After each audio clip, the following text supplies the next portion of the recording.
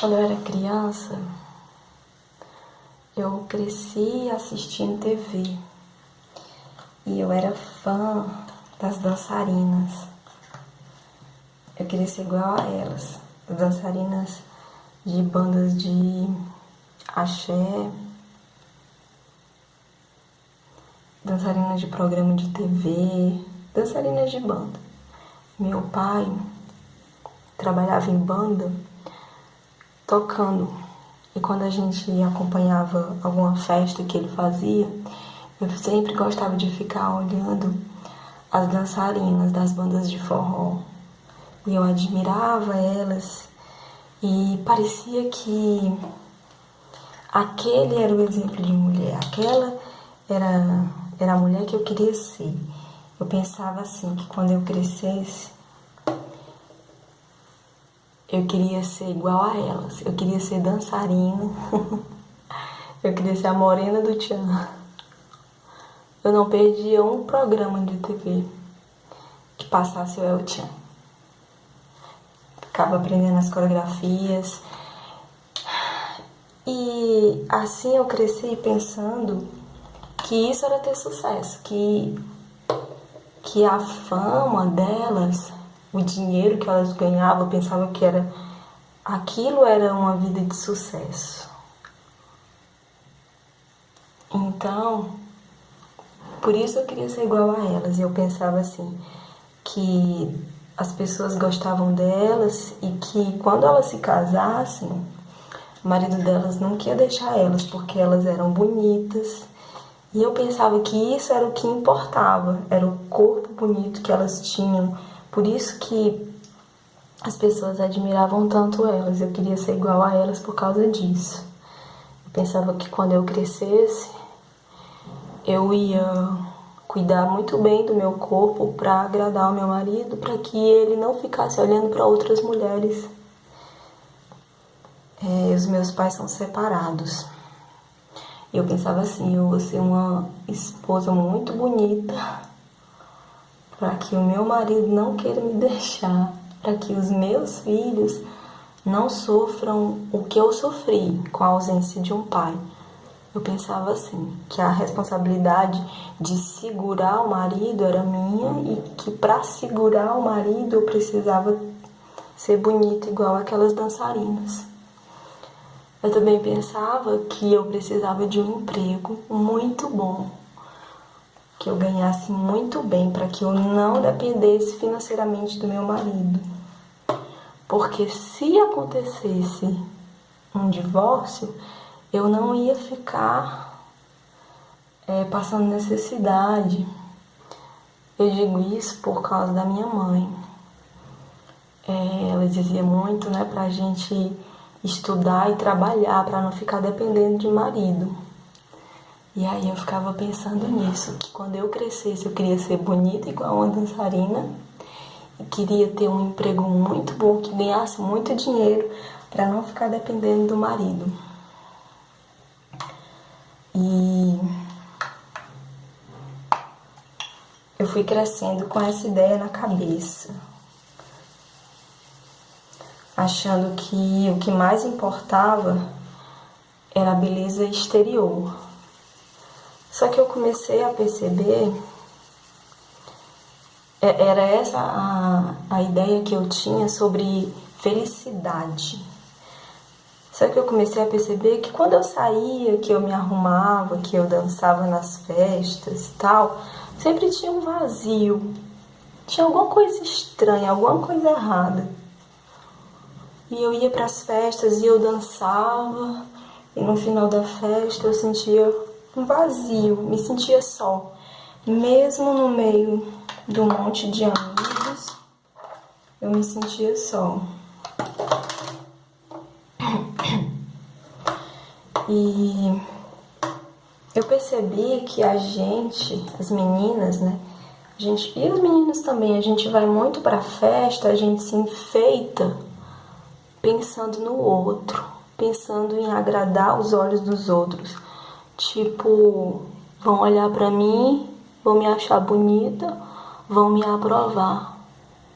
Os meninos vão me aprovar e assim eu vou conseguir um bom partido. Eu percebi que a gente, enquanto jovem, enquanto adolescente, a gente se enfeita na busca de uma pessoa, na busca de agradar uma pessoa. E um dia desses eu tava conversando com meu marido, tinha umas meninas que estavam indo para uma festa, que é muito comum hoje. As meninas vão para uma festa, se enfeitam todas, pagam muito dinheiro para entrar na festa, gastam muito dinheiro com transporte, pagando Uber, pagando motorista particular. Quantos e quantos de dinheiro gastam com maquiagem, com enfeites, com roupas caras, com cabelo. Quanto investimento a mulher acaba fazendo em cima disso, em cima desse pensamento, dessa visão de que a beleza exterior é a mais importante, de que eu preciso cuidar dessa beleza exterior para não ficar sozinha, para não ficar carente. Mas eu percebi que para mim isso não bastava. Eu continuava me sentindo carente.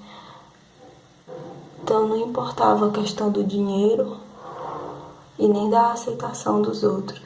Eu me sentia carente. As festas não bastavam. Aí vem as dificuldades. Você percebe que tudo isso é ilusão.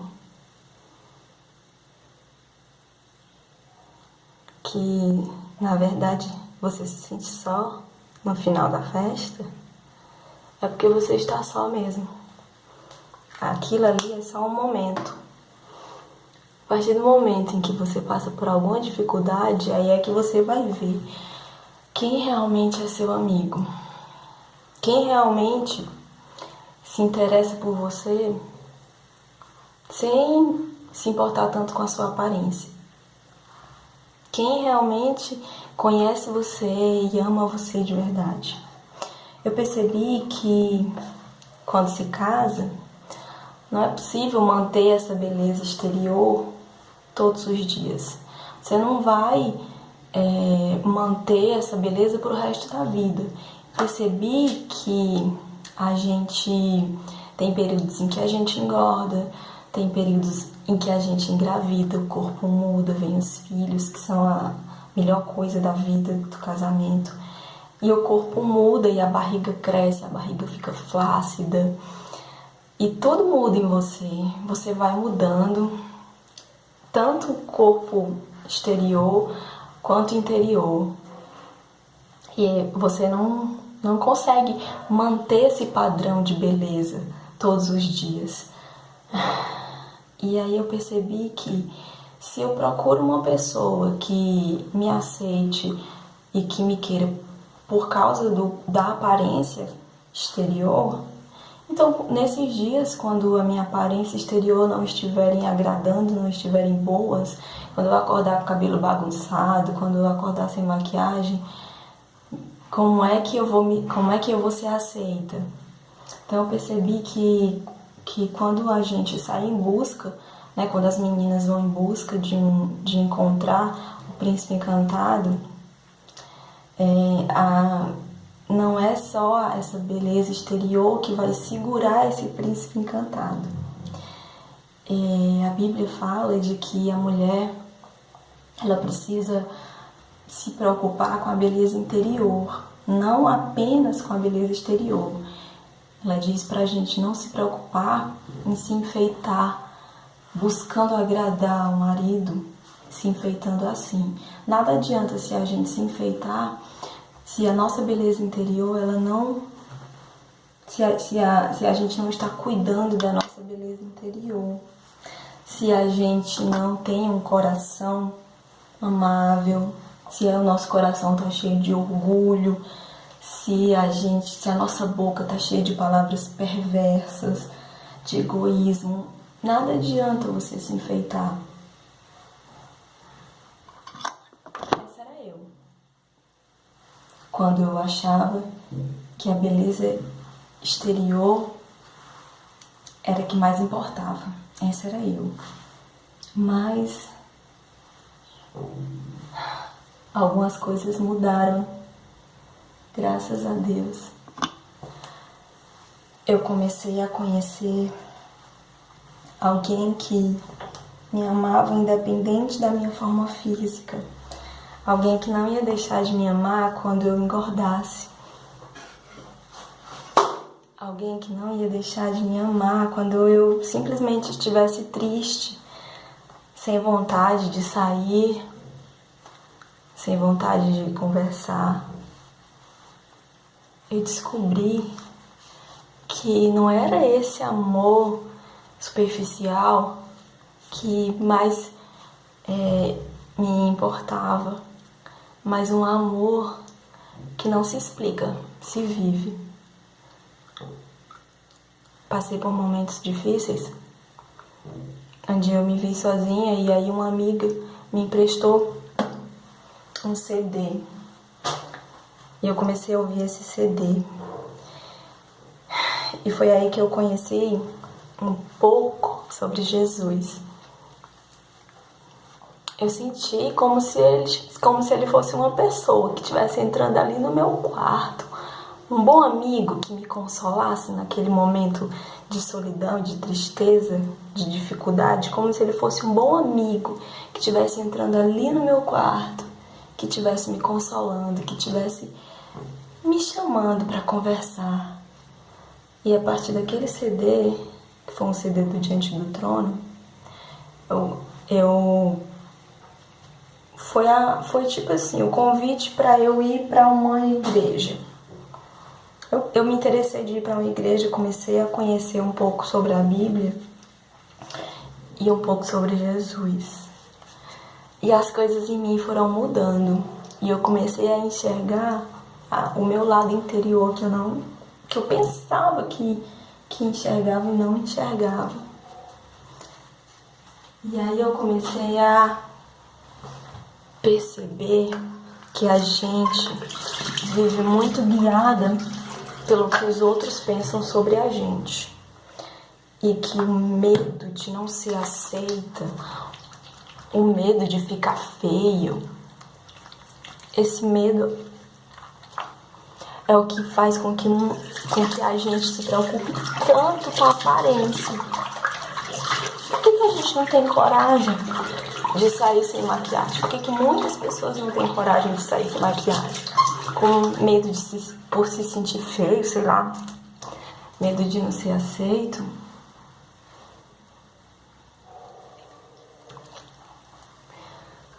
Por não se conhecer, talvez. Porque, na verdade, sem maquiagem, essa é a nossa aparência verdadeira. Já pensou se você passa por uma crise financeira, fica tendo que reduzir gastos? E aí, se você tiver que escolher entre comprar um mercantil, alimento para sua casa e gastar dinheiro com maquiagem, e aí? Se você não estiver podendo mais gastar dinheiro com salão de beleza, com cabelo, com unha, e aí você está disposta a se conhecer interiormente e a enxergar uma beleza que existe dentro da gente, como diz um versículo lá de Provérbios, que a alegria, ela deixa o rosto formoso, ela deixa a gente bonita quando a gente se sente alegre.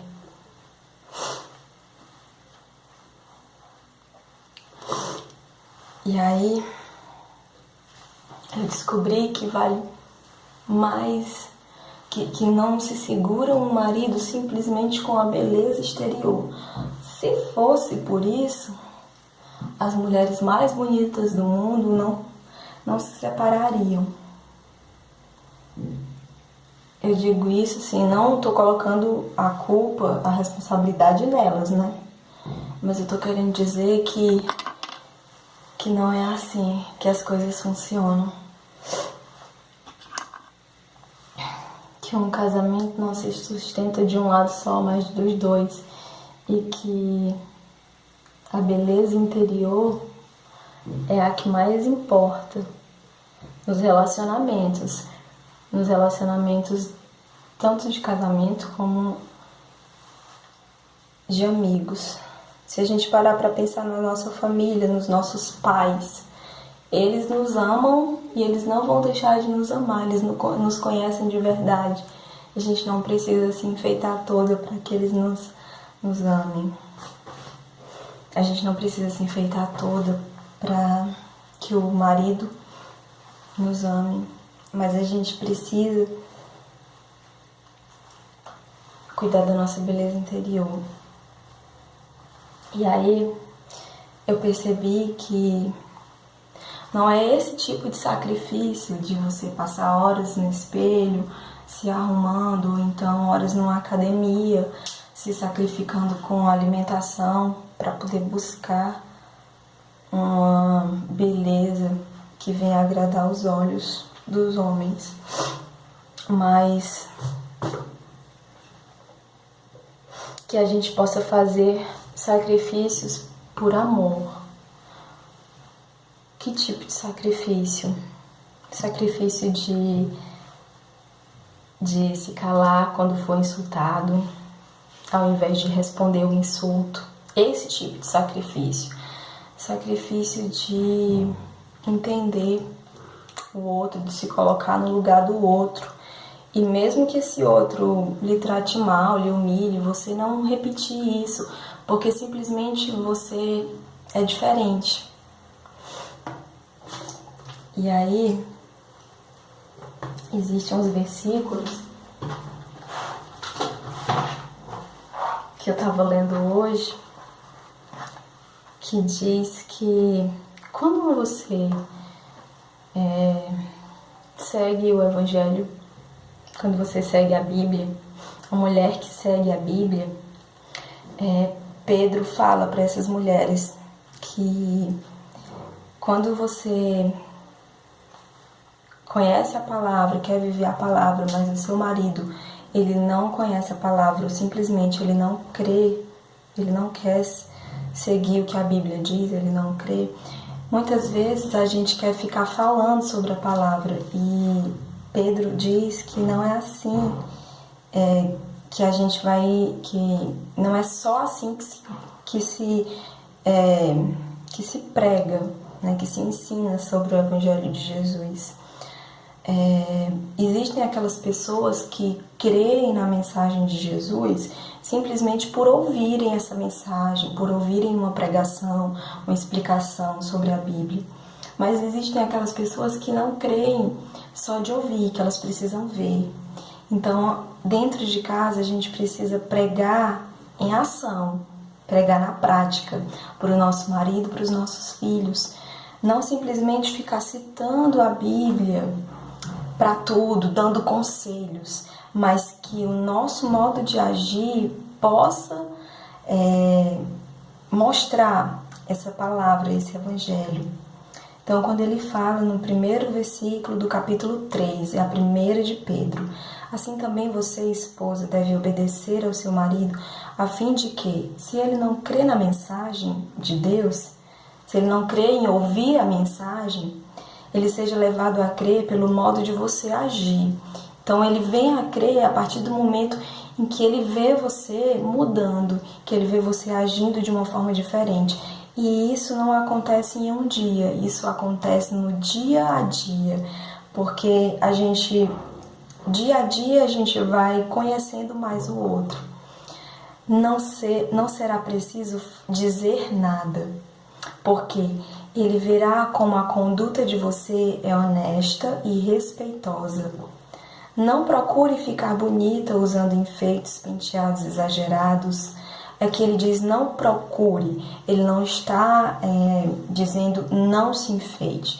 Ele só está dizendo que você não precisa se preocupar ficar buscando agradar o seu marido a partir de enfeites. Não procure ficar bonita com enfeites. Ele está dizendo para você não se preocupar em cuidar simplesmente da sua beleza exterior para agradar o seu marido, achando que só essa beleza exterior vai agradá-lo.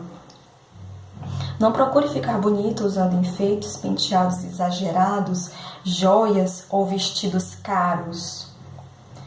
Pelo contrário, a beleza de você deve estar no coração, pois ela não se perde. Toda essa beleza aqui, da maquiagem, da roupa, do cabelo, isso é uma beleza que não se sustenta.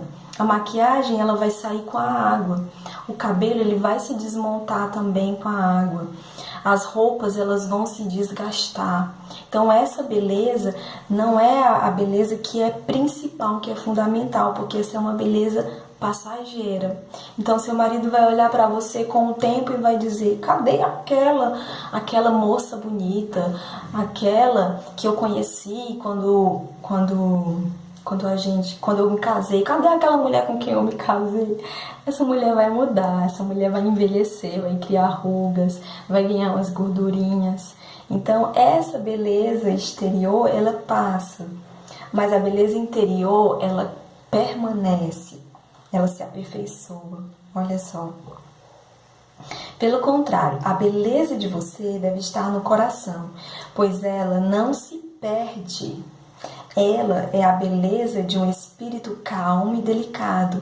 Então, essa palavra que eu grifei, calmo e delicado, quantas vezes a gente precisa exercitar esse versículo dentro das nossas casas? Não adianta nada você estar aí toda bonitona, mas você é inquieta, você é ansiosa, você é medrosa, você fica falando, fica falando o tempo todo cobranças. Então nada adianta. Toda essa beleza que passa, se você não se preocupar em cuidar dessa beleza interior, porque essa é a beleza que fica.